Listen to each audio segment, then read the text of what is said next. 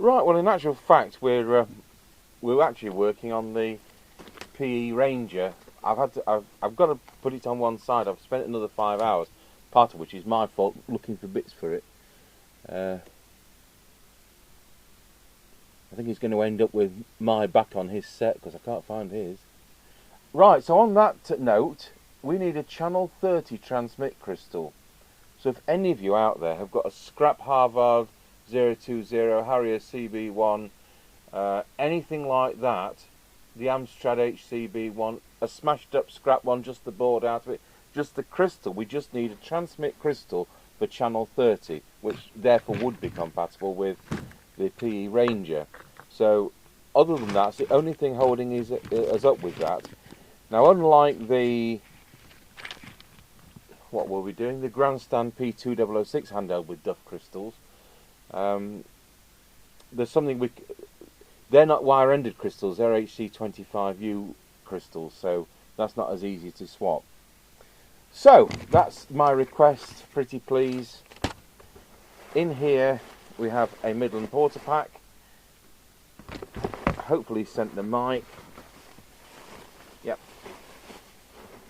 that's all we need.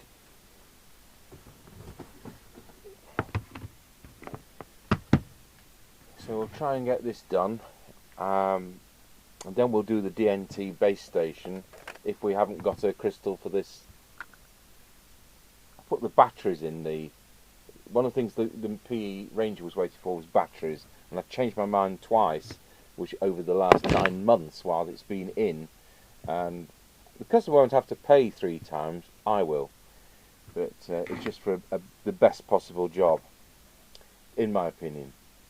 So, we need a 12 volt lead, which we might have on here.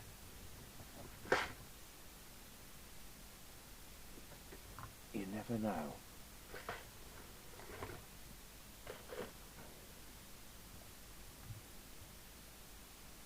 Or are we making another one? We've probably got one of those. These haven't got fuse holders. These came from Alan, our mystery benefactor, and these, I've used one already.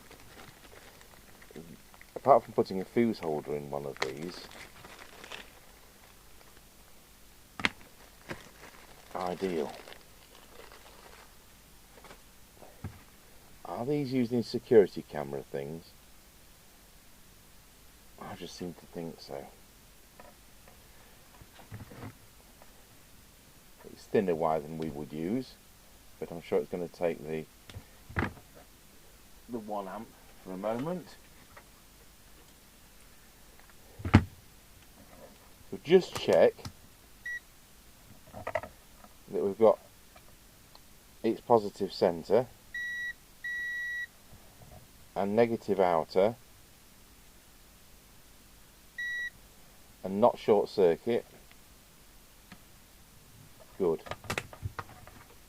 That's what we'll use then. So I haven't done one of these for a bit, and I think it's the better one. Yeah, it's the 805 UK, not the D version. Do you remember we compared them side by side, and people were jokingly saying D stands for deaf? Well, we did find that that was in fact true. Now he says, just fold this so we don't get his address on it. Hello, as you please find enclosed 1 Midland. Port-A-Pack radio's got very low receive audio and no squelch control. So, you know what, he's probably going to be dry joints because that's what these can be prone for.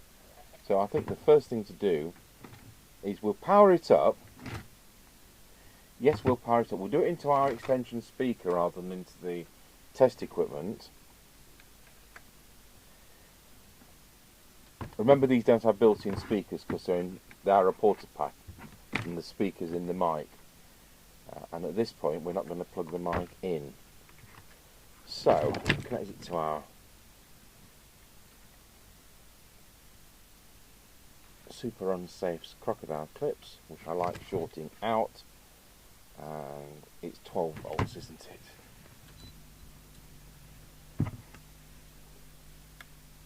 So that caught me out then. I didn't expect it to be on channel 20.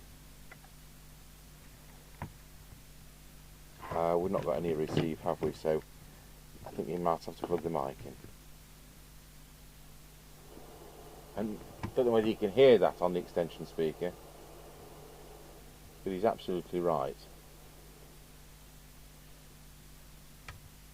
You know, when these things have come through the post, sometimes things that work no longer work, and things that don't work start working. And I had this when all the way back in the late 70s when I was in the television trade. Man, we couldn't have shift black and white tellers, I tell you.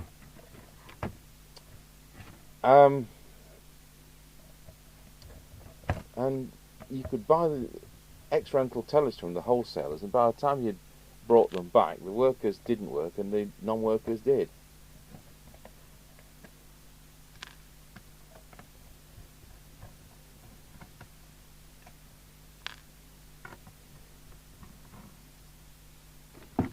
Good. So I haven't put the soldering iron on yet, which was an error.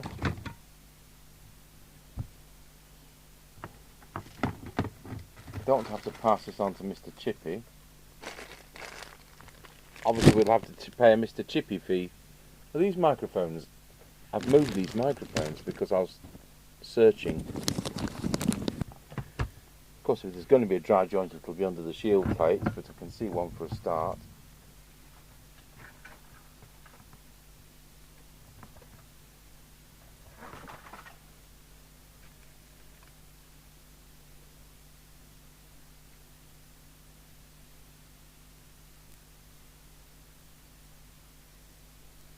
I'll pause the video, I'll just run through this.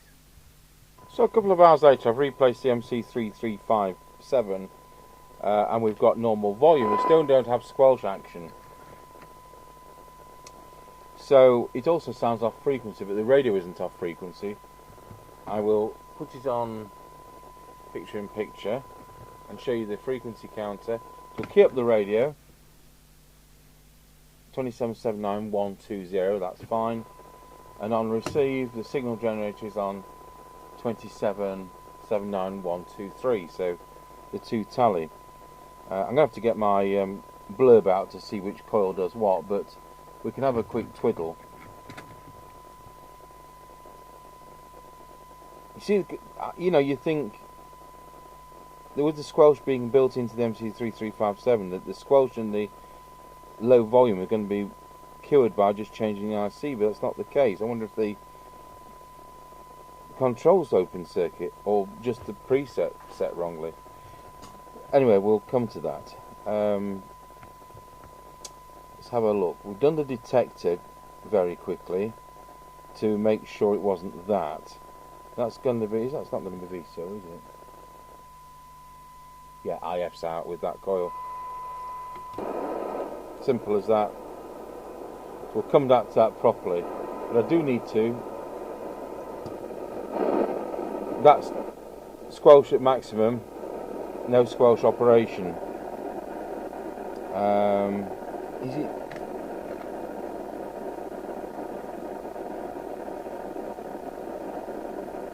I can't remember offhand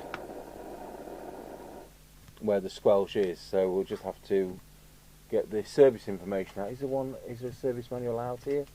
No, of course there isn't. So I'll make sure I discard that chip. So we're heading in the right direction. I'll tell you what, we'll start with, we're obviously going to fix this, so we're going to go through some of this. Twazzled myself up. I'll go and get the some information. That's the best thing. The next day I got onto this squelch problem. I can't remember where we got to with the video, but changed the MC3357 chip, which has brought normal volume. But what we haven't got is squelch operation. And of course, I expected when I felt it was a Duff IF chip that the squelch with it being built into that would be cured as well, like there's a double fault in the chip, but it's not the case. So when I start looking at the various circuit diagrams we've got for this, we should in fact have 8 volts on the squelch control. So if I apply this meter, and we'll see whether we can fix this fault together. Yeah, this set's not, it's been looked at and rejected, so to speak, because there's all the wiring's undone, and I think we've just found a wire which is missing. So the squelch control is the lower here, 1, 2, 3. The volume control section of it is there, 1, 2, 3. I've put a really big signal on this, and I've turned the signal generator to no tone. So I've turned the tone off, that one, so we can have the volume up quite high. So I know it's the volume because I can introduce a buzz, whereas I can't on the squelch. So when we look at the squelch control, we've got the wiper, which one would expect is going to be going to the IF chip somewhere, somehow. And I said all that wrong. One side of it is 3.3 of a volt, the other side of it is 8 volts, which is exactly what it shows on the circuit. And the wiper, as we would expect, will vary when you turn it. I'll tell you what, we'll put it to full. So it's 0.3. Now, there's no wire there, so the wiper is actually going to absolutely nowhere, because it's been unsoldered. We'll just clean that up. But I can't see any stray wires.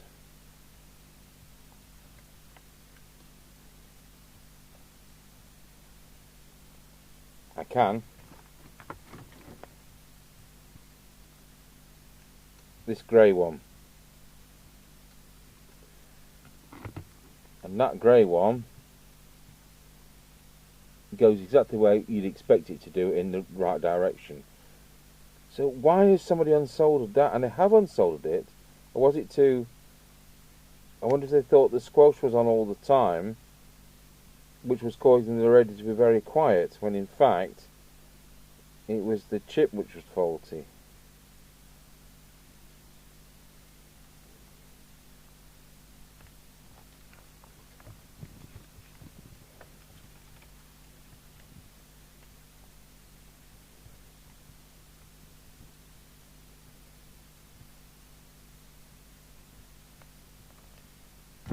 I reckon that's going to have fixed it.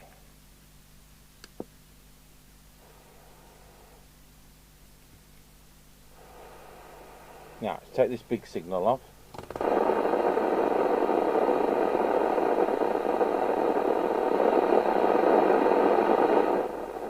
Well, you know what? We still haven't got a squelch operation. So the preset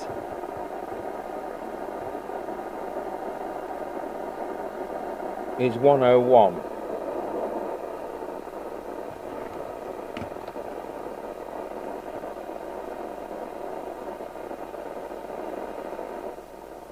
So looking at the circuit,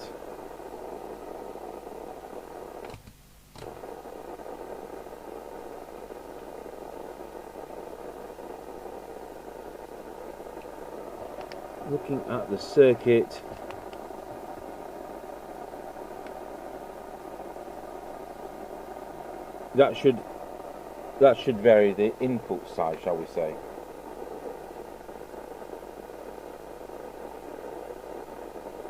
Well, I'll put that to central position, and we'll just see that we've still got the voltage varying.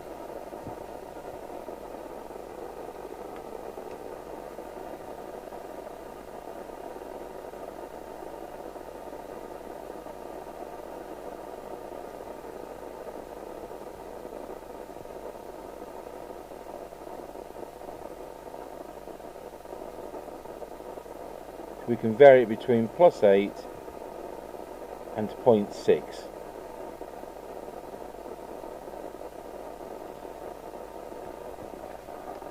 So if we go up to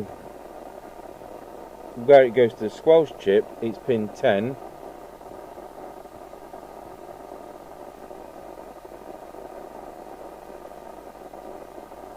Is it? Is it pin 10?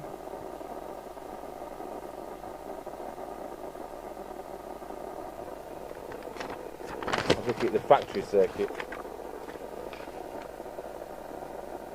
No, it's not pin 10.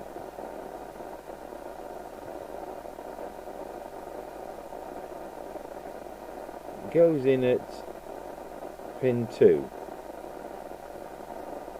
via pin 12 with a resistor. So, which way round are we with the chip? So, 8, 9, 10, 11, 12. And that should now vary with the squelch control.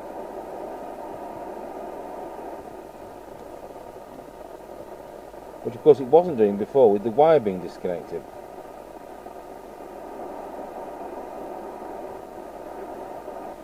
Just going to do that dry joint, not because it's going to cure it, but it's another dry joint I've spotted. In fact, I've just seen 2.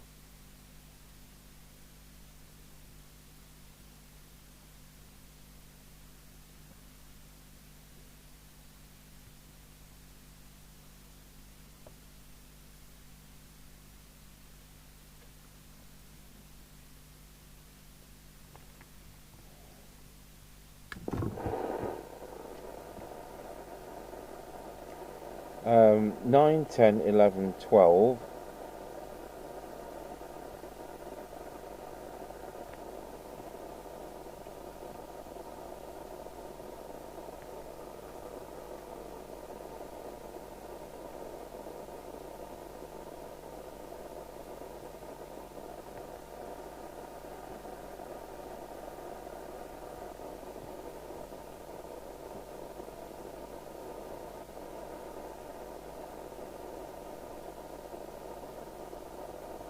Now squelch is working. Don't know if you can see the meter. 0. Oh, my pod's come out now.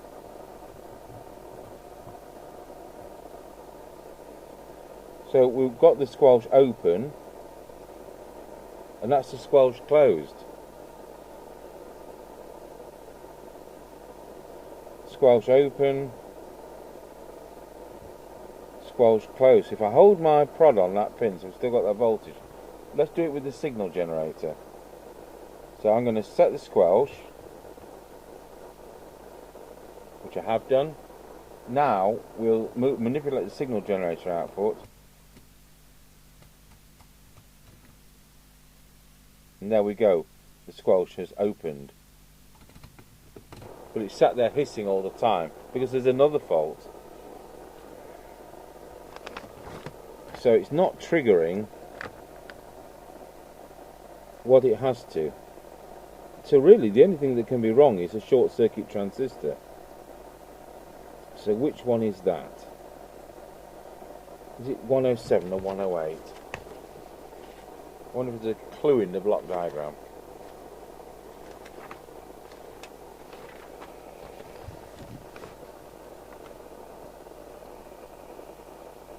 No, there's no clue in that, it's oversimplistic.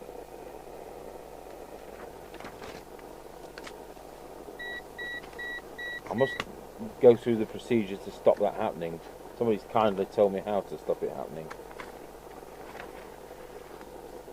So looking at the MC3357 pin, yeah, it's supposed to be 4 volts or not 4 volts on pin 13. And pin 14 is supposed to be half a volt. So pin 14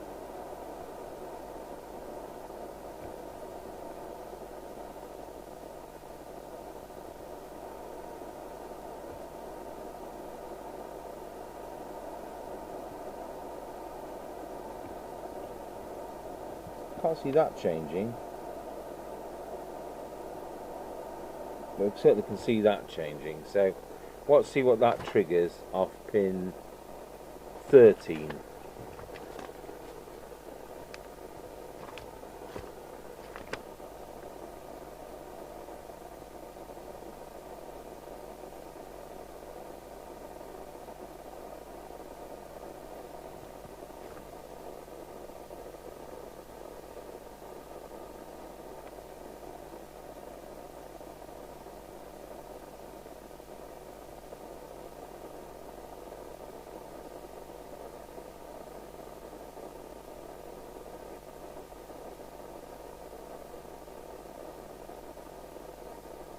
Oh, it looks like transistor 115. Am I reading this right?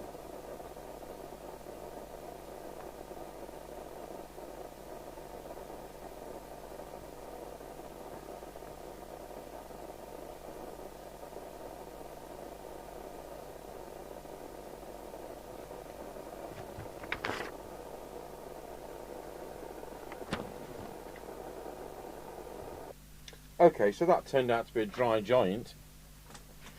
It didn't look like it was a dry joint, but it was, and so, having changed the IC, done the capacitor, found the wire off, and numerous dry joints, we've now got decent receive and squelch operation.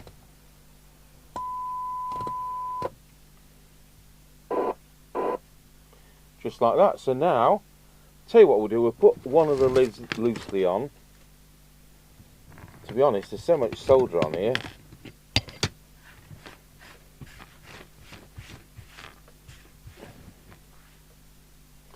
Right, we'll just now go through it and do a retune.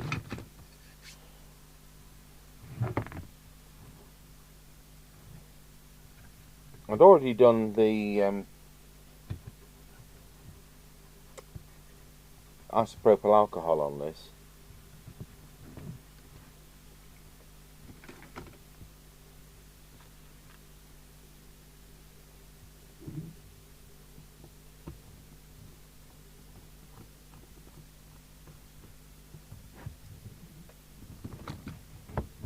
Right, which way are we going? I think we're going that way.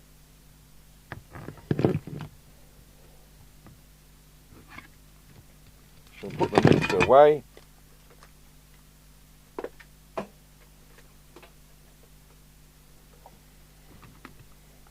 tell you what, we'll start by putting the radio on frequency. Picture in picture on. Into transmit. And we'll adjust the trimmer .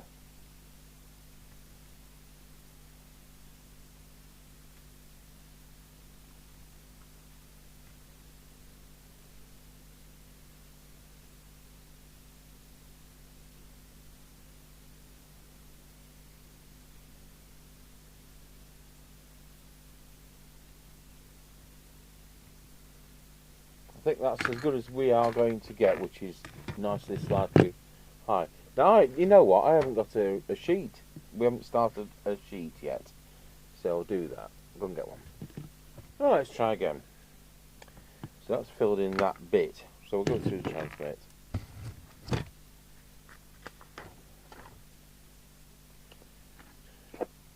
Right, over to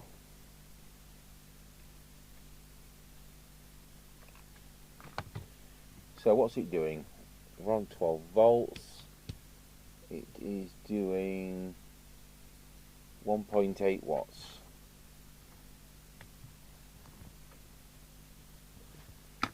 And on the other channels, channel 40, 1.8 watts. Channel 1, 1.8 watts. It's nicely balanced. So let's see if we can do something about that. We'll just do the deviation. Sorry, we won't do that at all. We'll just check current consumption. 785 milliamp and low power 360 milliwatts. It's about right. Here goes.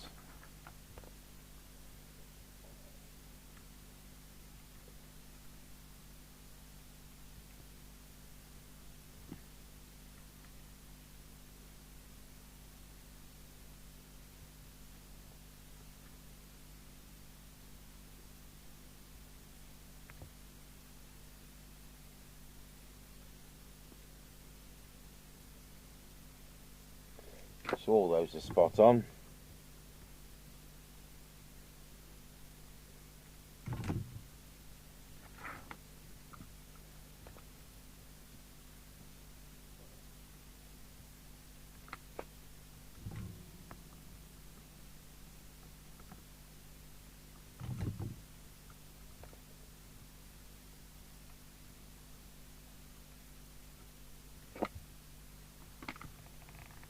Just check what voltage we're supposed to be doing.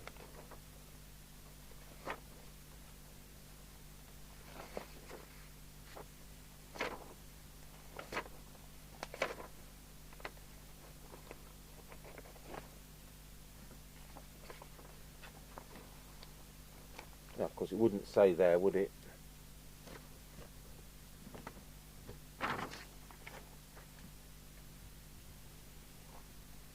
I'll have a look at the instruction book before we close it up.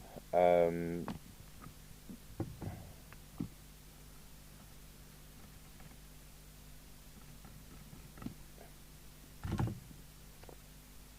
doing 3 watts. See what it's doing on the other channels. 3 watts. 3 watts.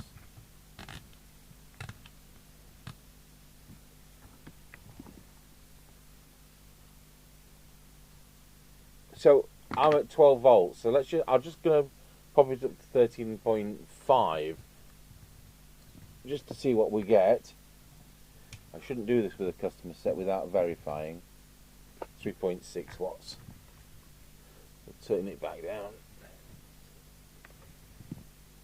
Don't think we've got a power preset on these. Right, we'll do the low power. So flick it to low power. Hello, I've turned the power supply off like a twit. And low power is now 440 milliwatts because I've upped the normal power, haven't I? So it's now 400 milliwatts. And the current consumption on normal power is now 916 milliamps. See how you're thrashing the battery. Just check deviation, but I'll do this on the meter behind me. Wallow. And I'll do that right now. I've got 1.5 showing on there.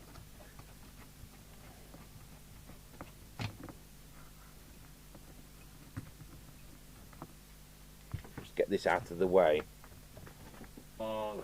It's actually about 2.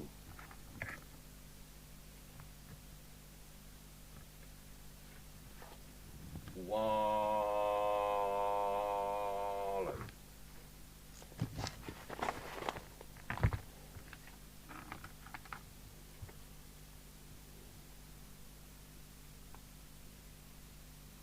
Wasn't really far out, that. Transmit, it doesn't have, oh, it does put it as a meter. What am I about? It's got 4. So what it's supposed to be is set that it's 1 on low power. And it is. But the adjustment, I want to make sure we've got noted on our photograph. So I'm going to adjust it, in other words, adjust it wrongly on purpose right now. So I think it's the back one. I could look at the circuit diagram, I suppose.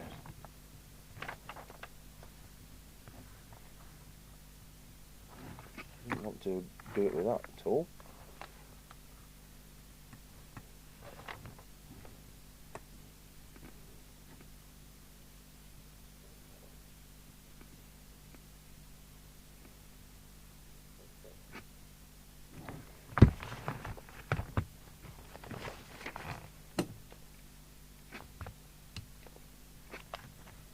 Full set on high, but you set it to 1 in low power. I'll just do that on our photo.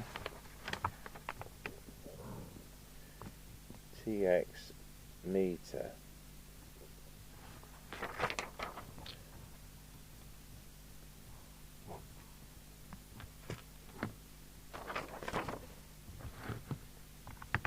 Now a lot of this receive, it was 4 before, it's 4 after. A lot of this receive was I've had to adjust in getting the set to work.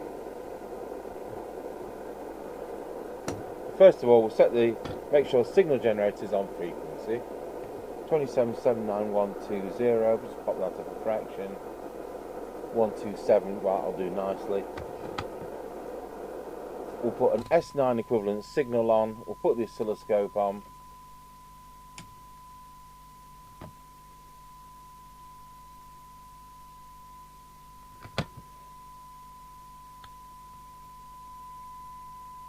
And we'll make sure the detector is set.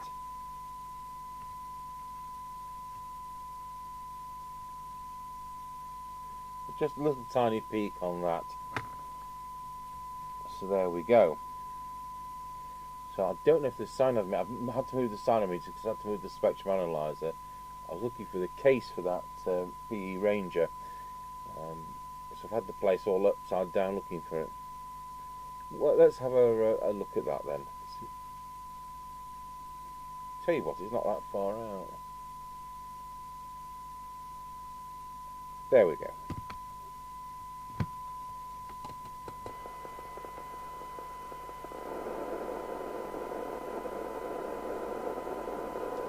I think we're just going to make sure the IF's right.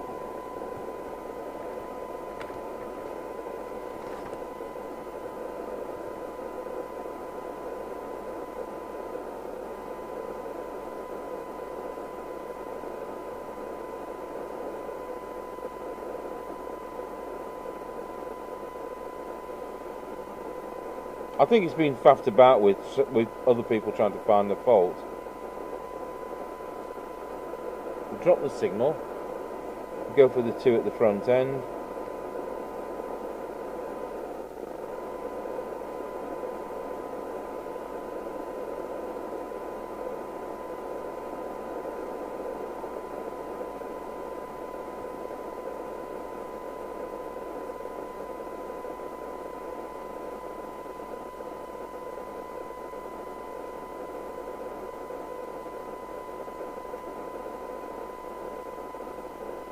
There we go.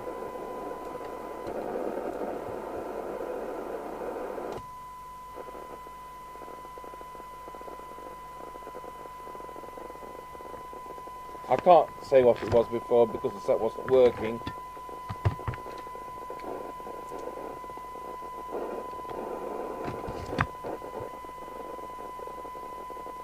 So we've got 0.705.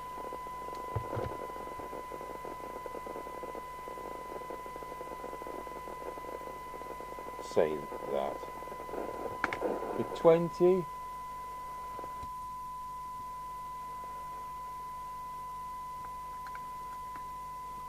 One 1.7 for 10.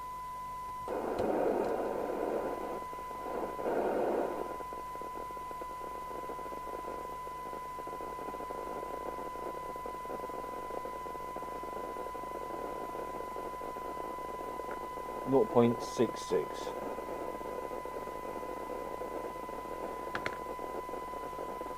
S9 signal, and we'll look at the attenuator. We won't. Where's that gone?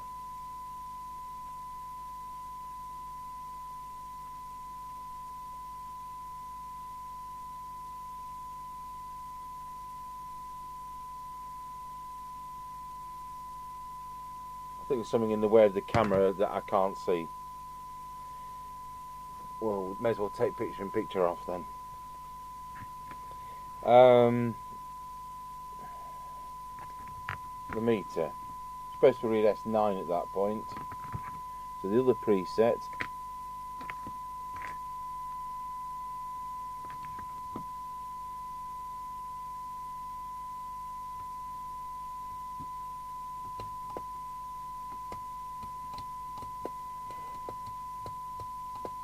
Is there?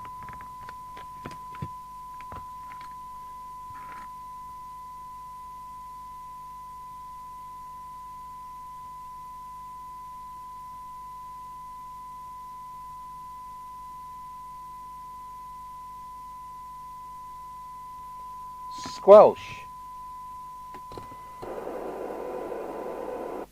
So set that to full, and I want it to open at 100 microvolts. 1, 3, 10, 30, 100. It's not opening. Now, of course, this so opened at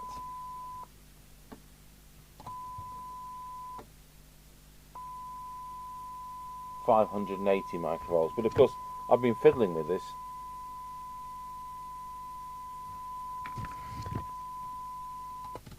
So this isn't it's like giving a before and after on the receive.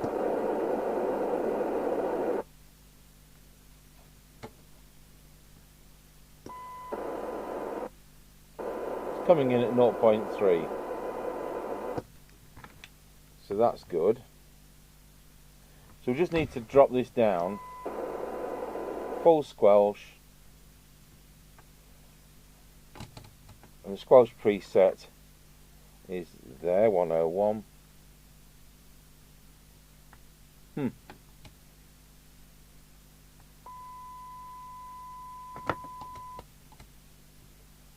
But minimum,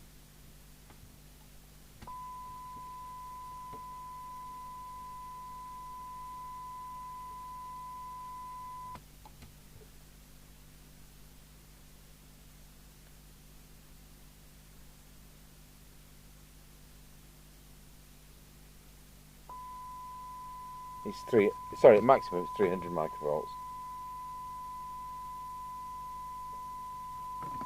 And now at minimum, set squelch.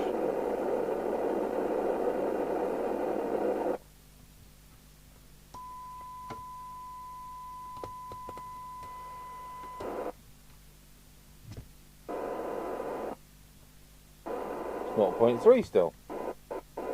I'll say 0.31, it's a bit on the edge. Good.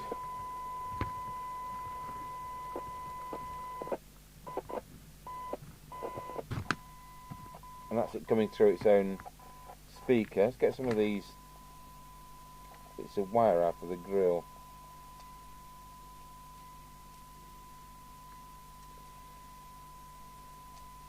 That's it. Pop the lid on. And once again, you know, when you do electronics training, they test you on all kinds of things they put faults on. But they don't put multiple faults on. And for this, when it's got faulty squelch and low audio, I changed the capacitor as part of the diagnosis, because that capacitor could have been dragging the receiver away, but it turned out not to be. So, you know, okay, so the customers spent 16 pence there unnecessarily. They're don't want to have capacitor issues unless they've been overvolted. So that was number one. Change the MC3357. I have to look those up, but they're about £5.50. And you expect, when you've changed an MC3357, because it's all in the one chip, you expect that that's going to fix the receive low audio, which it did. You also think it's going to fix the squelch, which it didn't. So then you start looking at voltages, as we did, and you discover there's a wire off, but it's a wire that's been unsoldered. So you think, right, we'll get that soldered on, and Bob's your uncle, but Bob wasn't our uncle. And there were further dry joints, not all of which were visible, and that was then the outcome to fix it. So yes, I've done probably about 30 potentially dry joints on this, and although this model isn't the most prone of the Midlands to dry joints, you know, these are coming up to be, what, 35 years old. It's not they weren't soldered properly, it's that the component leads weren't cleaned properly. Oh, this is 1990, so it's quite a late one.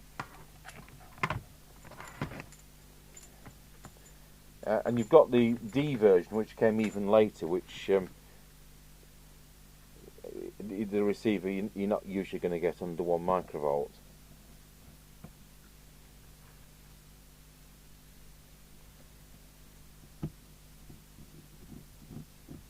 looking forward to doing a scratchy corner test.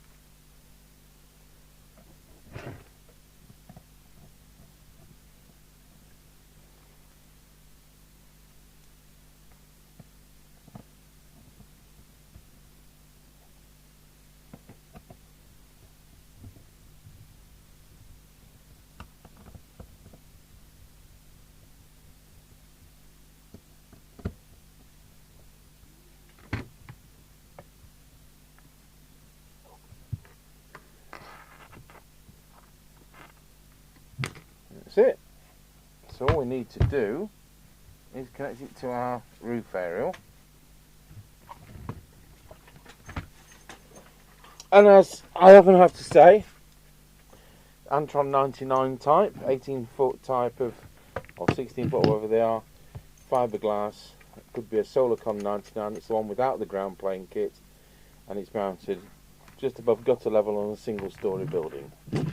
So most people can do better than that, but some people can't.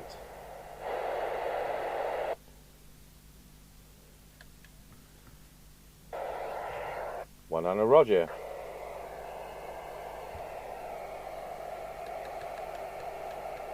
Isn't it nice that you don't have to wait between channels?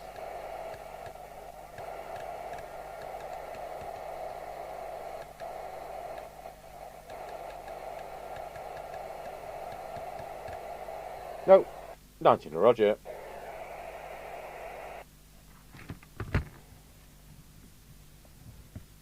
You have to look after this mic plug.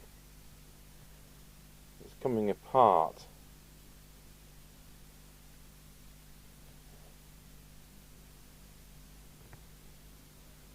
It's not supposed to come apart like that. I would recommend to the customer that he puts a bit of glue on that.